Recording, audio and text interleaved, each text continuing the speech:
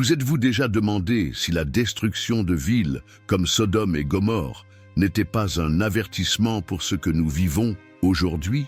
Hollywood, la capitale mondiale du divertissement, est dévastée par des incendies immenses.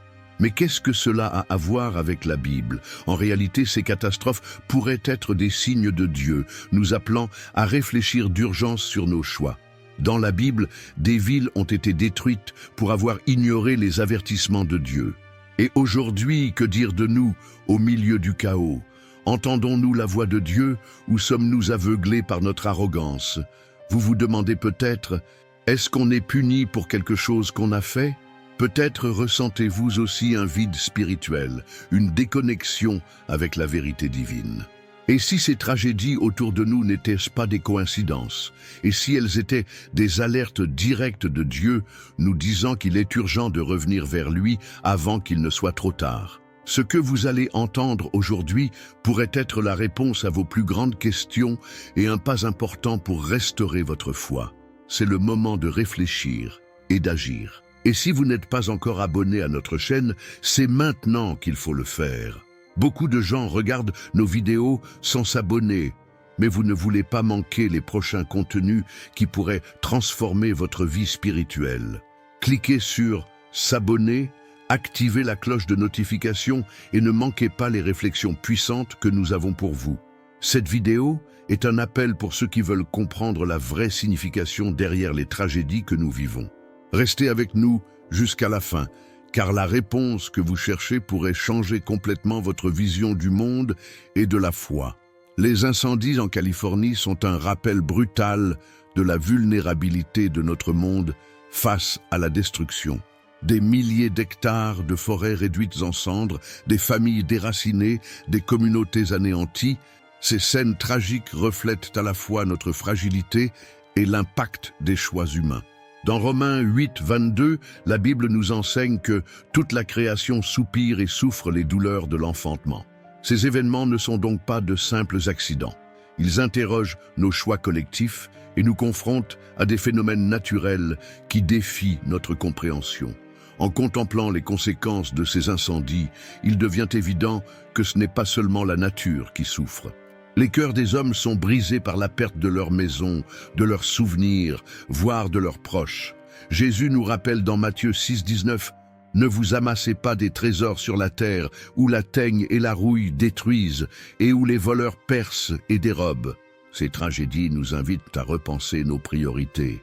Plaçons-nous notre foi en Dieu avant les biens matériels. Les paysages apocalyptiques laissés par les flammes rappellent les récits bibliques de jugement et de renouveau.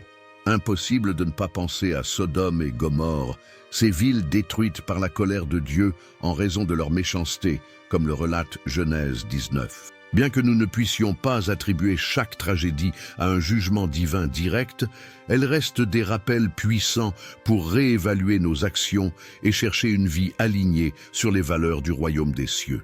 Ces événements transcendent leur aspect environnemental pour éveiller en nous une réflexion spirituelle profonde. La destruction d'un espace si vaste met en lumière l'impuissance de l'humanité face à la puissance de la création.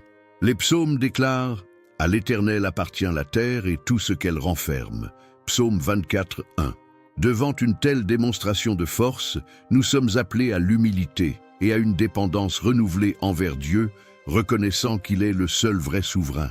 Ces tragédies nous forcent à dépasser nos préoccupations matérielles pour réorienter nos vies selon des priorités spirituelles et éternelles. Elles soulèvent aussi la question de notre responsabilité envers la création de Dieu. Genèse 2,15 nous rappelle que l'Éternel plaça l'homme dans le jardin d'Éden pour le cultiver et le garder. En tant qu'intendant de cette création, nous sommes responsables de la manière dont nous utilisons et protégeons les ressources qui nous sont confiées. Négliger ce rôle peut entraîner des conséquences graves, non seulement physiques, mais aussi spirituelles, nous poussant à un examen de conscience collectif. Au-delà de l'impact écologique, ces catastrophes réveillent une inquiétude spirituelle. Ce n'est pas un hasard si la Bible utilise des phénomènes naturels comme signe d'alerte. Jésus, dans Matthieu 24, évoque des tremblements de terre, des famines et des pestes comme des signes des temps. Ces événements nous poussent à nous interroger. Sommes-nous attentifs aux signes que Dieu nous envoie, ou bien sommes-nous distraits par nos préoccupations quotidiennes, oubliant l'essentiel? Cela nous invite également à réfléchir à la manière dont nous traitons les autres. Dans un monde marqué par la division, le conflit et l'individualisme, la parole de Dieu nous exhorte « Aimez-vous les uns les autres comme je vous ai aimé ». Jean 13, 34. Les tragédies devraient au contraire nous unir, éveillant en nous la compassion pour ceux qui souffrent et nous incitant à devenir des instruments de paix dans un monde chaotique. Trop souvent, nous percevons les calamités comme des punitions, mais Dieu nous appelle à les voir comme des occasions de repentance. Jésus, dans Luc 13, mentionne la tour de Siloé qui s'est effondrée et a tué 18 personnes. Il précise que l'objectif n'est pas de chercher des coupables, mais de comprendre que de tels événements sont des invitations à la repentance. Ces paroles résonnent encore aujourd'hui, nous défiant de réévaluer notre propre marche dans des moments comme ceux-ci. Il est crucial de revenir au Seigneur avec un cœur sincère et renouvelé. Dans 2 Chroniques 7, 14, Dieu promet « Si mon peuple sur qui est invoqué mon nom s'humilie, prie et cherche ma face, et s'il se détourne de ses mauvaises voies, je l'exaucerai des cieux, je lui pardonnerai son péché et je guérirai son pays. » Si vous croyez en cette promesse, écrivez dans les commentaires « Seigneur Jésus, aie pitié de moi, car sans toi, je ne peux pas vivre. Amen. » La Bible est une source inépuisable de leçons pour affronter les moments difficiles. Un exemple frappant est celui de la tour de Siloé, mentionnée par Jésus dans Luc 13, 4, 5. Cette tour, située près du réservoir de Siloé, s'est effondrée soudainement, tuant 18 personnes. À l'époque, de nombreux croyaient que de telles tragédies étaient des jugements divins.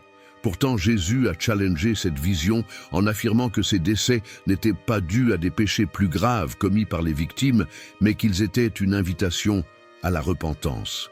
L'épisode de la tour de Siloé nous enseigne que les tragédies peuvent survenir sans avertissement, et leur but n'est pas de désigner des coupables, mais d'éveiller notre conscience spirituelle. Jésus nous invite à regarder en nous-mêmes, à reconsidérer nos vies et à nous détourner de notre présomption, tout comme les gens de cette époque devaient se tourner vers Dieu.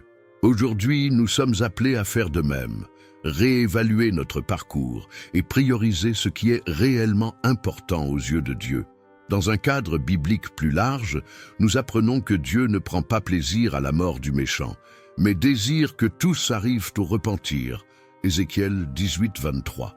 L'histoire de la tour de Siloé est donc une invitation claire à faire confiance à Dieu et à dépendre de sa grâce. Les tragédies, aussi incompréhensibles soient-elles, soulignent notre fragilité humaine et la nécessité de nous réfugier dans la souveraineté du Seigneur. Chaque malheur est une opportunité de croissance spirituelle, un moment pour revenir à Dieu avec un cœur brisé. David, dans le psaume 51, écrit « Les sacrifices qui sont agréables à Dieu, c'est un esprit brisé, un cœur contrit. » Ces paroles résonnent profondément aujourd'hui. Face à la douleur, nous avons deux choix, durcir notre cœur ou nous tourner vers le Seigneur, trouvant en lui la consolation et la direction nécessaires pour surmonter l'épreuve.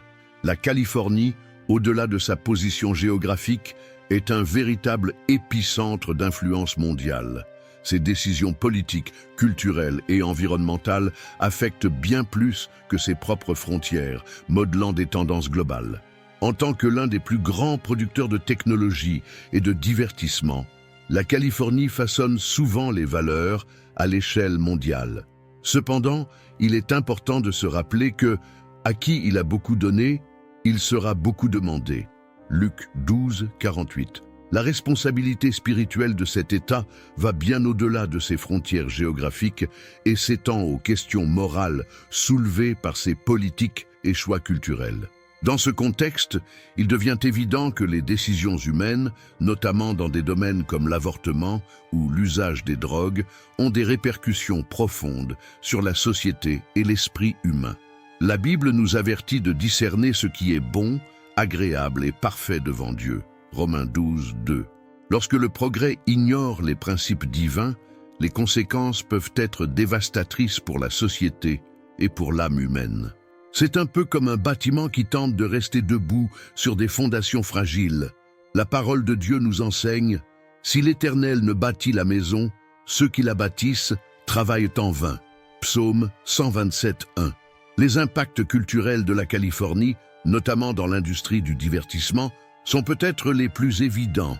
Les films, séries et musiques produites en Californie influencent des millions de personnes à travers le monde, modelant ainsi les opinions et comportements.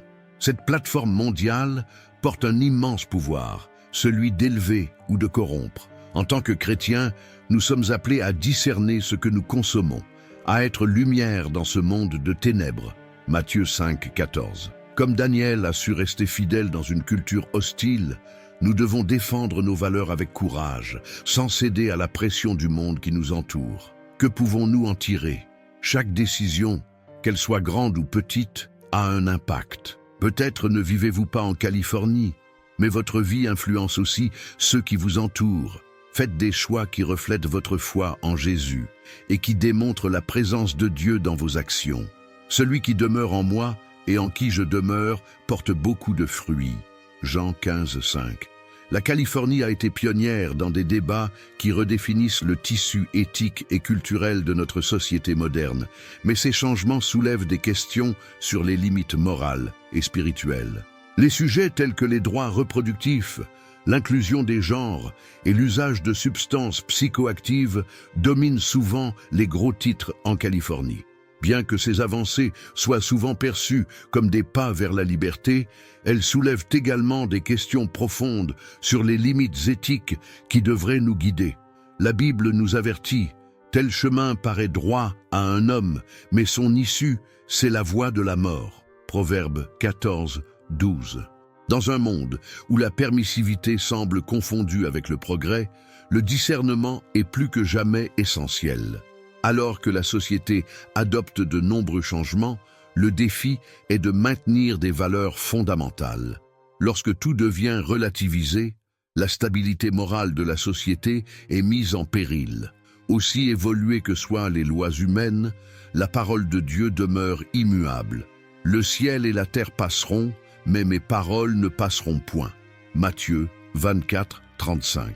Dans un monde en perpétuelle transformation, il est réconfortant de savoir qu'il existe une ancre éternelle pour notre foi et notre moralité.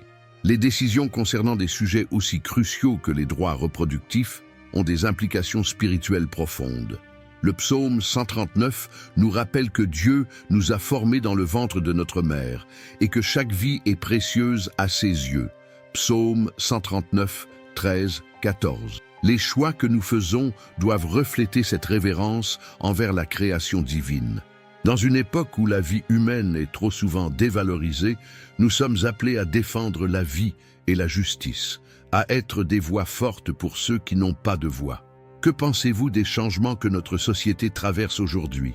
Croyez-vous que nous avons oublié les valeurs divines dans notre quête de liberté? Partagez votre expérience ou opinion dans les commentaires ci-dessous. Nous aimerions connaître votre point de vue.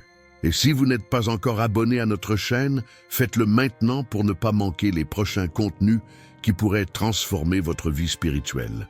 N'oubliez pas d'activer les notifications pour rester connecté à notre communauté.